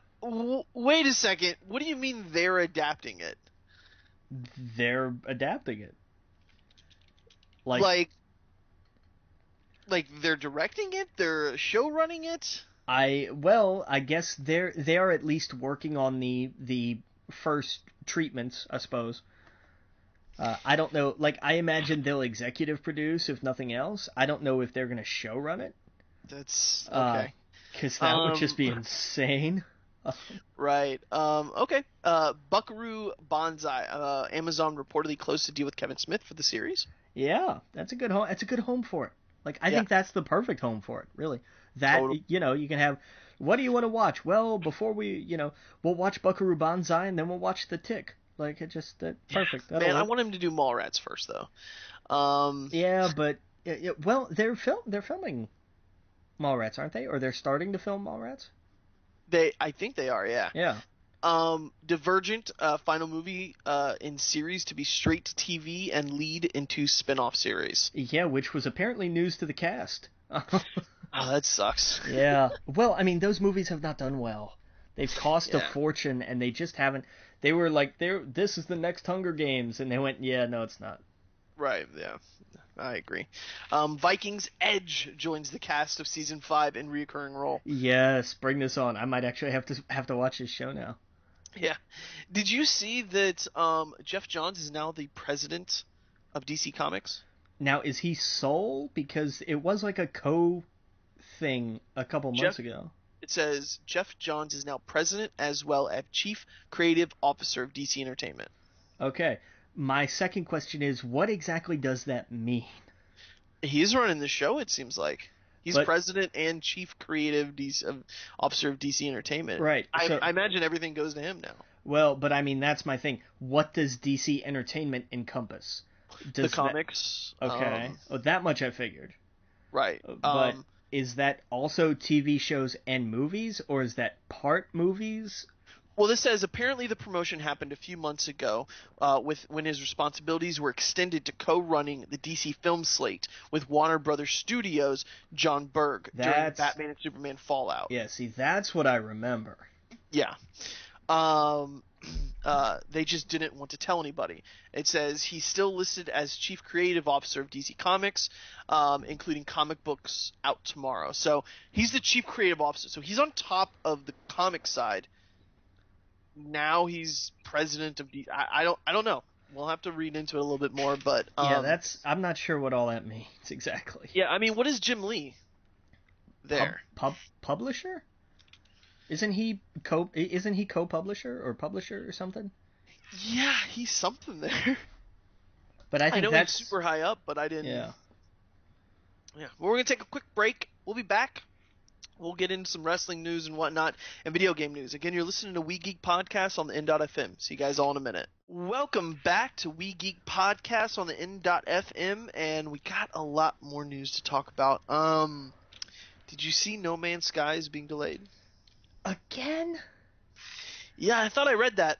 I think it's coming out on PlayStation for the 12th? No, DC it's moving. I'm sorry, DC. PC it's moving to the 12th. I think for the PlayStation 4, it might be on the 9th of August. Okay, so are they sure now? Because like it went gold already. Right. Well, I think they put out a tweet that said like, "What's a few more days?" But it said this game was previously scheduled to launch on both platforms simultaneously, with the website giving the same August 9th North American release date for PC and PS4.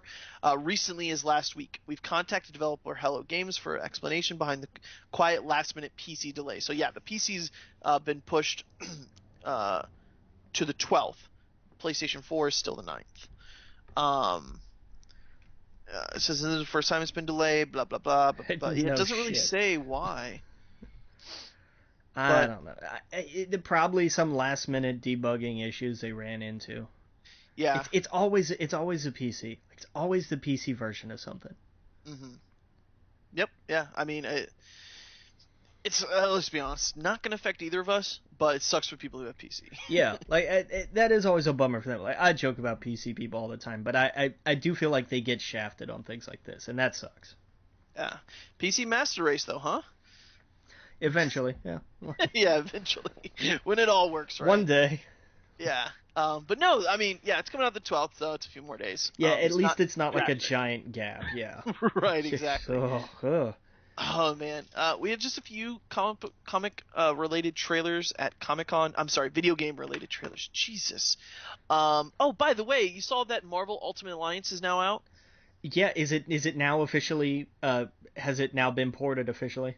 I'm pretty sure it's on the market right now. I could be wrong, but I know they were saying Giant Bomb guys were saying. Yeah, I know they were saying this week. It could be now. But yeah, it's Ultimate Alliance 1 and 2, right? Yeah, I think it's like $60. I don't know if hey, look, that's not bad because those games were actually pretty robust, especially 2. Like I loved Ultimate Alliance 2. I don't know, but you think, and this is me listening to Giant Bomb, and I think they bring up a great point. How is it going to like stand up to something like Diablo 3 on the PlayStation 4. It's not, but I mean, it shouldn't be $60. $60. Yeah, that's what I'm saying. It should not be $60. It should be $20. I'd be willing to go 40 since it's both of them. If you're gonna do both of them, I would say like there is no higher than 40. Yeah, no higher than 40. I'd say 30, but you're right, no higher than 40. Yeah, because when you have a free game out that's better, like Marvel, the Ultimate Alliance one for the PC, the MMO for the PC. Oh, was it Heroes? Heroes, yeah.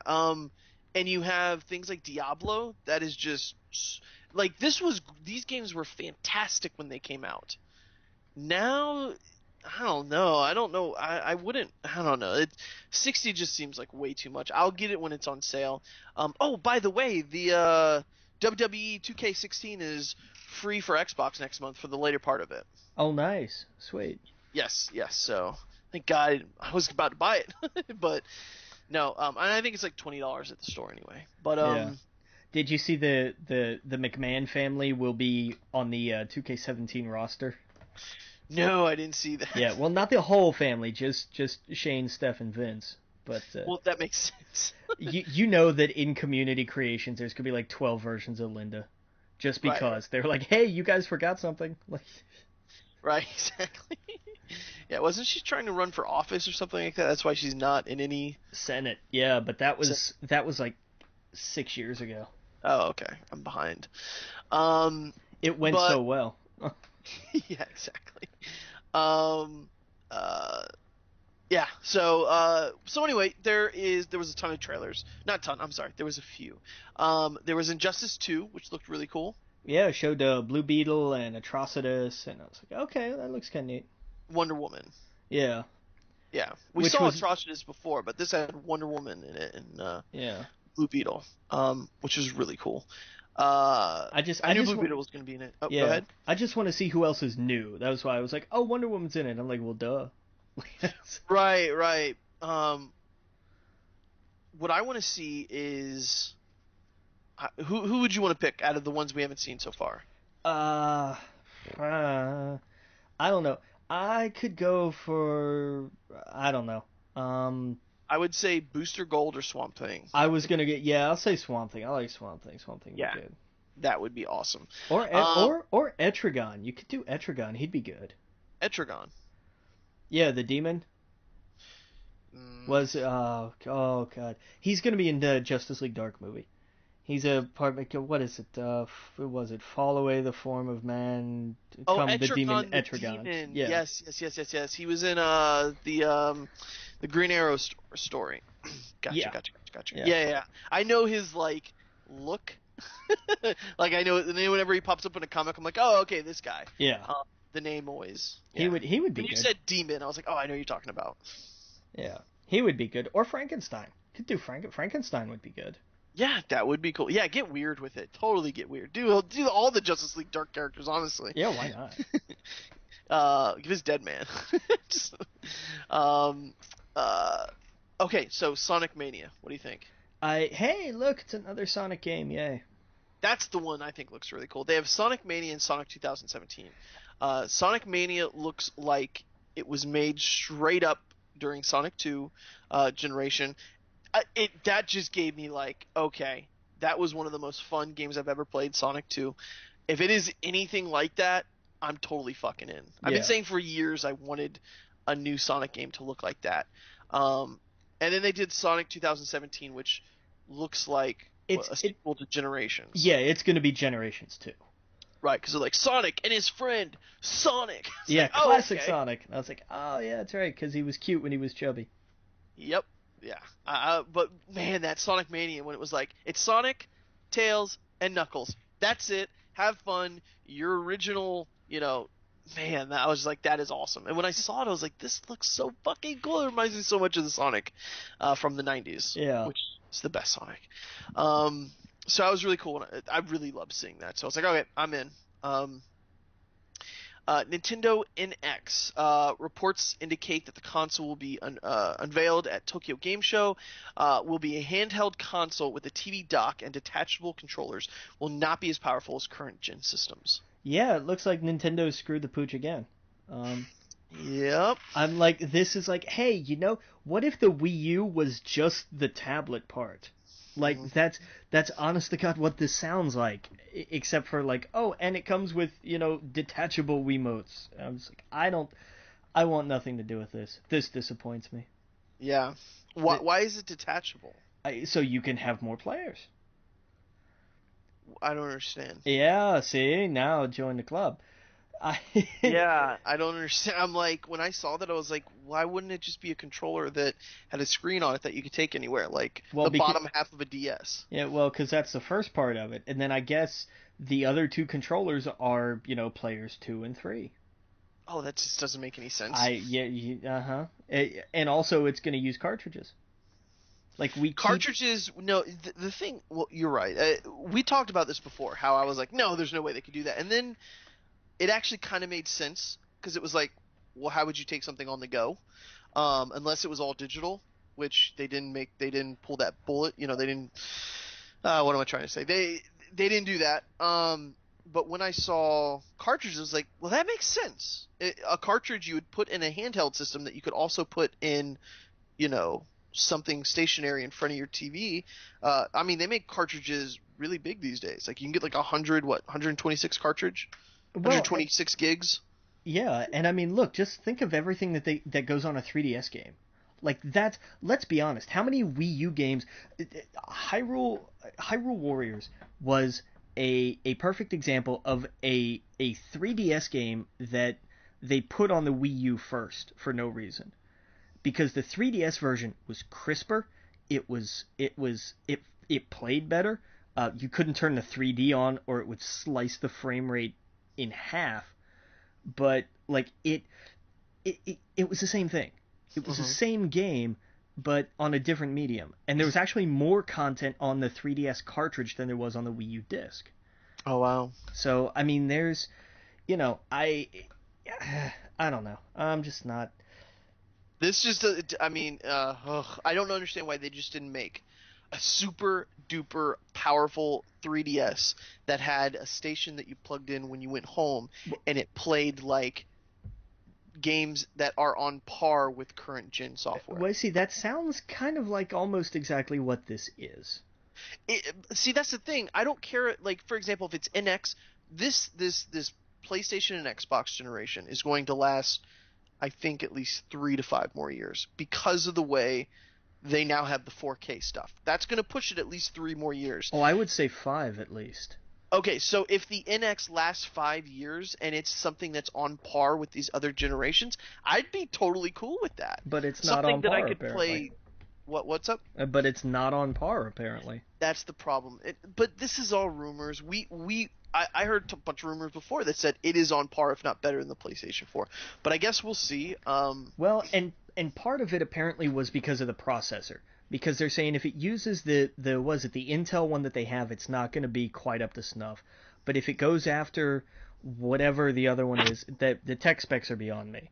But if it goes after whatever this other one is, then they're just not sure how it's going to perform. Right. So it's probably not going to be on par, but it might be. But imagine if you had an NX, and let's say in a year from now, this is almost impossible, but let's say a third-party game comes out on the PlayStation 4 and the NX. The graphics are the same, but with the NX one, you can take it on the road with you. What would you do? Would you get the cartridge where you could play at home on the NX and then chill in your bed with it, or go take a shit with it, or go on a road trip with it? Like, that sounds super cool. That's something I would want to do. Yeah, that's a no-brainer.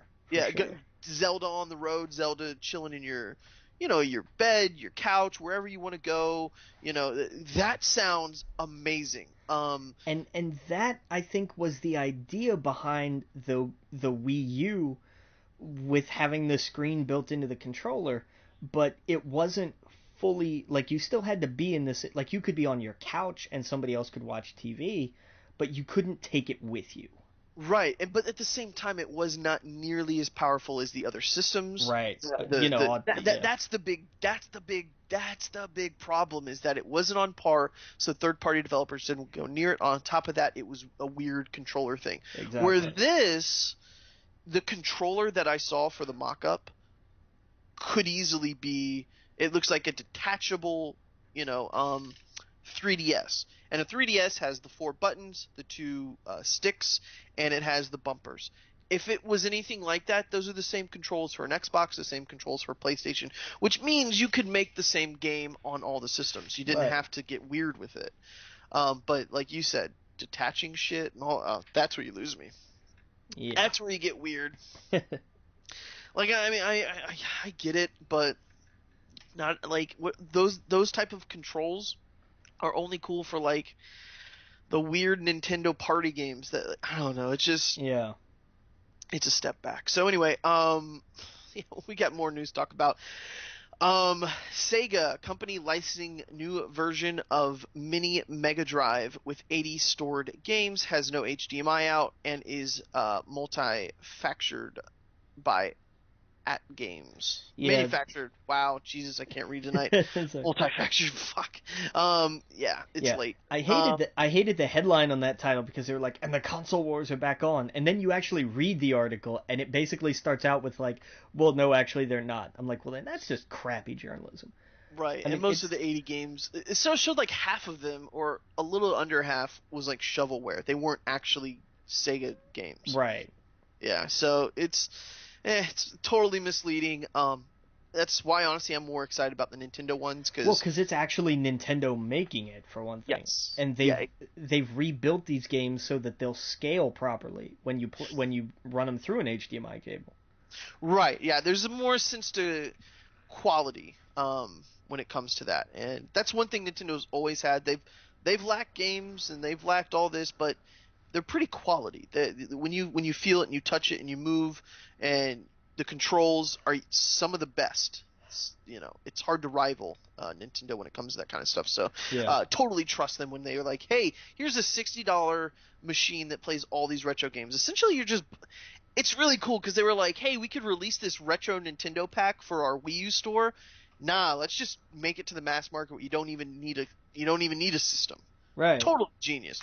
I hope they do that for Super Nintendo. I mean, that's when I'm gonna jump for joy. Yeah, but so many of the great SNES games were third party. I just wonder how that would work. So there's a lot of third party. I mean, almost all of these ones on the Nintendo, except for Mario and Donkey Kong, a lot of them are third party. Castlevania. Yeah, it's true. Yeah, there's a ton of them. That was one thing I was afraid of about when I saw that. I was like, is Castlevania going to be part of it? Yeah. There's not that many Nintendo first party for the original NES that were that good. I mean, of course, Zelda and Mario and Donkey Kong. But you have Mega Man and Castlevania and all these other ones that were really good. Super Nintendo, I imagine, would be the same. We got to take a quick break, though. We'll get back. We'll get through the Nintendo, or the video games, and we'll talk about what's been going on in the WWE. Again, you're listening to We Geek Podcast on the N.FM. See you guys all in a minute. Welcome back to We Geek Podcast on the N.FM, and yeah, we're just wrapping up the game talk, and I'm excited for that mini NES, and can't wait for the SNES. Let's get into like the reviews kind of thing. You saw Ghostbusters? I did, and really, like, I'll keep it brief, just because my feeling about it is everybody should go see it and make up their own mind, which I know is like horrible critic advice, but like, because it's not the most awful thing on the planet, but like, I don't know, I came out of that with just this really weird feeling.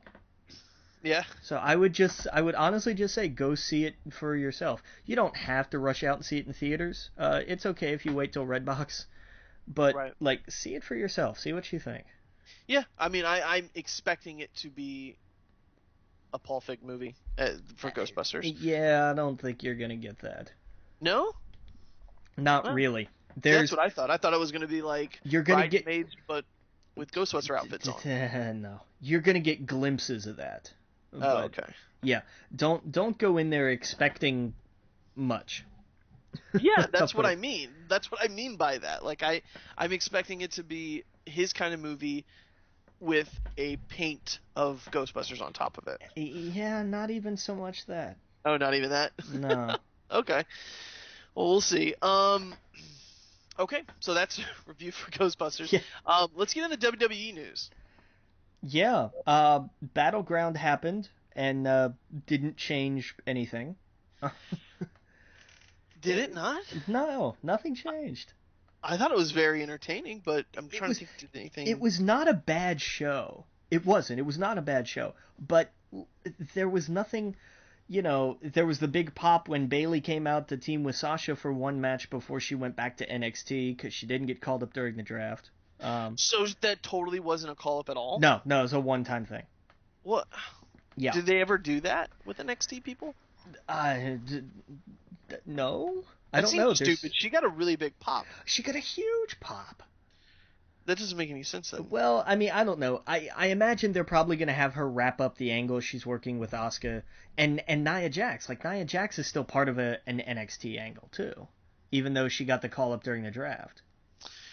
Okay. But I guess they're going to wrap that up, and I don't know what they're going to do with Bayley. I don't. Well, if one thing happened, I think we basically saw the whole Roman Reigns thing is just done. I think at this point. I think on Raw the other night we definitely saw that Roman Reigns is done.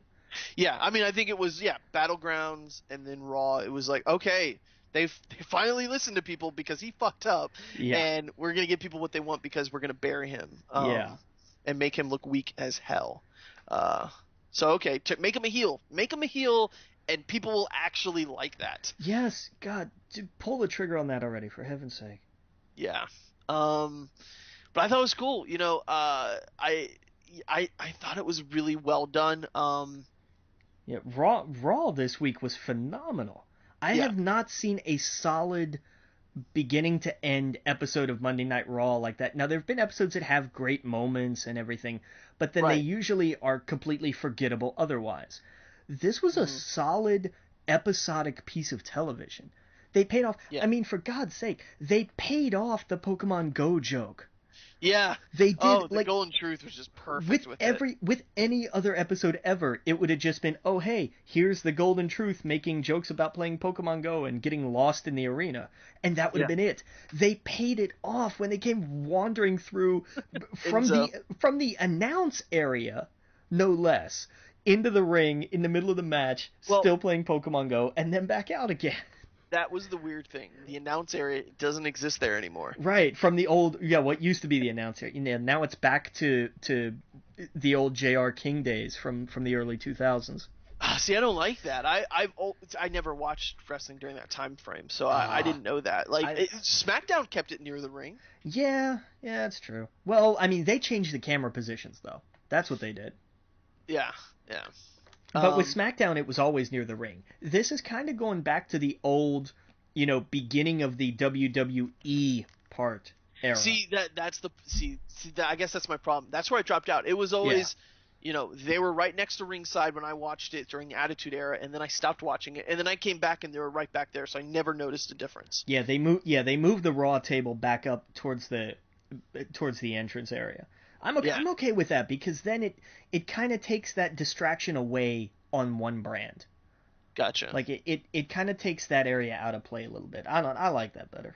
So Finn Balor is awesome and deserved that win and is probably going to lose at SummerSlam. But I'm okay with that because he's in the match. Oh, yeah, and he did a great job. Now, you know more about him than I do. He's the Balor Club, right? So yes. I hope they don't put him with those fucking goons. Well, they were his goons to begin with. I understand that. I think that is so stupid. I don't want him to be heel either. I want him to be a good guy. They'll work around. They'll dance around that for months. I guarantee you. Well, yeah, I mean, when it said Balor Club, I thought, okay, are there obviously... He's not doing the whole demon gimmick. Yeah.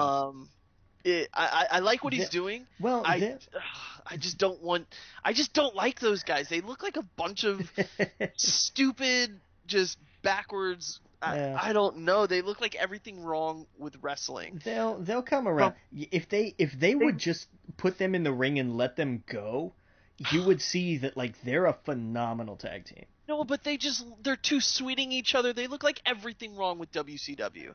I hate it. I really do. It looks like a bunch of white supremacists running on stage chasing people around. Like, that gimmick doesn't work here, I think. And that's true. And that's a good point. It did do really well in Japan because it was Western and it was different and it was antagonistic. It was these guys from the West that are these big white bald-headed biker. But over here it's like, you're everything wrong with wrestling that I did not like. You're too sweeting each other like it's the fucking 90s. Yeah. And now you're chasing New Day around, so it's just, I don't know. I do not like them.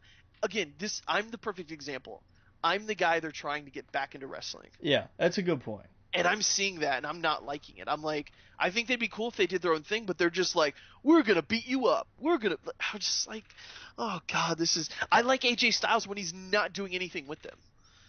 Yeah. He was amazing tonight or yesterday or whatever on SmackDown. Yeah. Yeah, it was something else. Man, SmackDown was good, too. Yeah, he's fun. He's jumping around. The crowd's cheering for him. He really doesn't need to be a heel. He needs to be a good guy, I think. Yeah. That's what they should do. I do want to say about Raw, though, they finally figured out how to make the show better, which was they cut the roster in half, so, hey, these guys have to go out and actually put on matches. There was one glaring, stupid-ass match, though. And that would have been... I can't remember. The big Wyatt guy against the nobody. Strowman against, local dude. I like the reintroduction of jobbers. I like that. I missed that. The second that started, I did something else. I was like, this is stupid. Let's wait for this. Okay, so he's afraid. All right. He comes in, he kills him, and then he leaves, and he looks stupid. I was just totally not interested. And then they did the same thing with Nia Jax.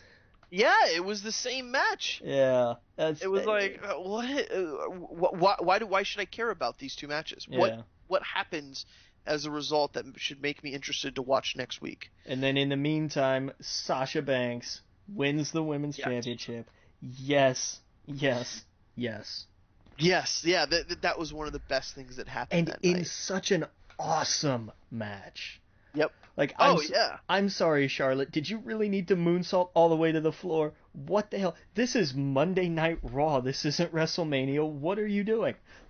Yeah, no, it was such a great show. And I saw Max Landis retweeted Mick Foley, and he said, like, thank you Triple H for trusting us into doing, to make women's wrestling important and whatever.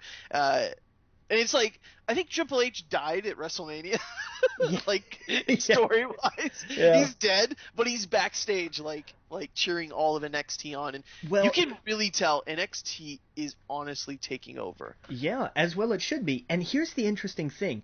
NXT was where all of these performers were allowed to be pushed and allowed to go out and explore and do things. And Hunter was at the forefront of that. This was when they kind of let the corporate shackles fall away a little bit, and they really poured everything into the product. And that's why you got Finn Balor and the Four Horsewomen.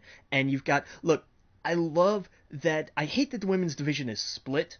I hate that because I think it depletes the talent, because it's not a wide division to begin with. Well, we didn't even talk about the belt. Is it fair they have two championship belts for both shows? There's only one women's title on one show? And see, that's going to have to be addressed, especially because you've got so much talent on SmackDown. Come on, you've got Carmella on SmackDown, you've got Becky Lynch on SmackDown, the heel of all heels.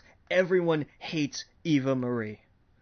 Well, yes, she's gorgeous though. So anyway, we got to go real fast, but what do you think about the two titles and the Universal title? I hate the name of it, the WWE Universal Championship. That name is just awful. That's terrible. I think it makes sense that they have two titles. What I would love is if Raw had a title, SmackDown had a title, and every 3 months the two big dogs from those shows fought each other and got whatever the main title is. And then that title is held by whatever show, and then 3 months later they fight again. I don't know. I think that gets a little too convoluted. I love that, but that's a way for people to go, there's one champion, but each show still has a title to strive for. I get it. I do. I get it. Because now you're alienating people who are like, I want one title. What's the point of two? Yeah, and that's a fair point. But I get it. But I think it neglects the other. It just makes the other show pointless if they don't have a championship title. Like, what are they doing? Right. If they're not striving to be the best. Well, anyway, we gotta go. You're listening to We Geek Podcast on the in.fm. Make sure you check out our Facebook pages, We Geek Podcast, Twitter at We Geek Podcast, at Adam Estep, at The Logan Witt. Yeah, I don't know what else. Am I missing something? That's it. We'll see you guys all next week. Captain? Captain.